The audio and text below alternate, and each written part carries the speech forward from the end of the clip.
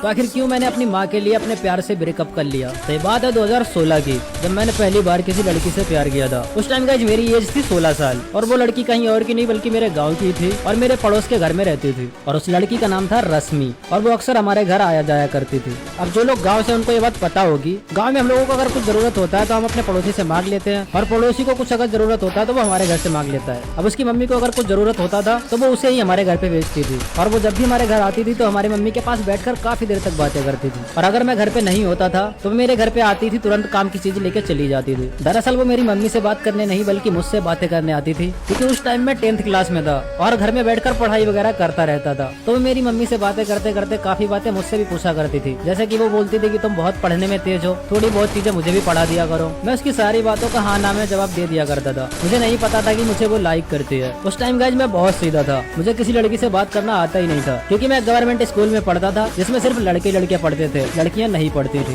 मैं बचपन से लड़कियों से बहुत दूर रहा हूँ, तो मुझे लड़कियों से बात करने में बहुत ज्यादा शर्म आती थी। फिर एक दिन वो मुझे अकेले गली में मिली तो उसने मुझसे बोला कि तुम मेरी सारी बातों को इग्नोर क्यों करते हो, मेरी बातों का अच्छे से जवाब क्यों नहीं देते हो, क्या तुम में ज्यादा एटीट्यूड है। तो मैंने उसे बोला, अरे नहीं सॉरी, मैं ना पढ़ाई में ज्यादा ध्यान रखता हूँ तो तुम्हारी बातों का अच्छे से रिप्लाई नहीं कर पाता। और फिर कुछ दिन बाद आता है 2016 का पहला दिन, यानी कि न्यू ईयर, और उस दिन वो मेरे साथ कुछ ऐसा करती है जो मैंने कभी भी नहीं सोचा था।